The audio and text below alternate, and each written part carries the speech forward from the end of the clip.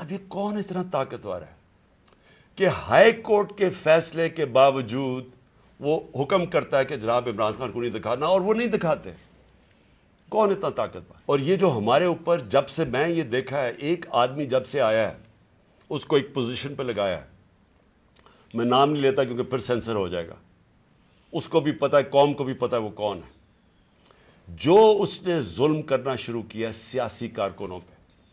Expertise تھی اس کی counter terrorism, دہشت گردوں سے کچھ کرتا تھا، لیکن میں سوچتا ہوں کہ وہ دہشت گردوں سے بھی یہ جو کرتا ہوگا یا جن کے اوپر شک ہوگا کرتا ہوگا، تو وہ کتنی نفرت پھیلی ہوگی ان علاقوں کے اندر۔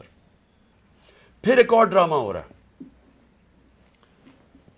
ضلع شاہ کے باپ کو پہنچ گئے ہیں سارے، یہ پولیس پہنچ گئی اس کے گھر، پتہ نہیں اسے کیا ہو رہا ہے، زور یہ لگایا جا رہا ہے کہ کسی طرح کیس پیچھے ہٹے۔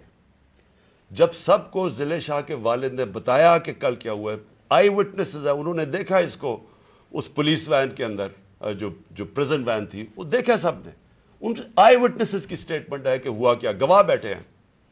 اس کے باوجود کوشش کی جا رہی ہے کہ جی ایکسیڈنٹ ہو گیا یا کوئی اور وجہ بتا دے اس کے مرنے کی۔ اوپر سے 302 کا مطلب کہ میرے اوپر ڈال دیا کیس۔ یہ کون کر رہا ہے؟ یہ کور اپ کون کر رہا ہے؟ کس کے پاس اتنی طاقت ہے کہ یہ کور اپ کرنے کی کوشش کر رہا ہے؟ ہم جب پولیس والوں سے اندر سے پیغام آ رہے، جی ہم نے نہیں کیا، یہ کوئی نامعلوم افراد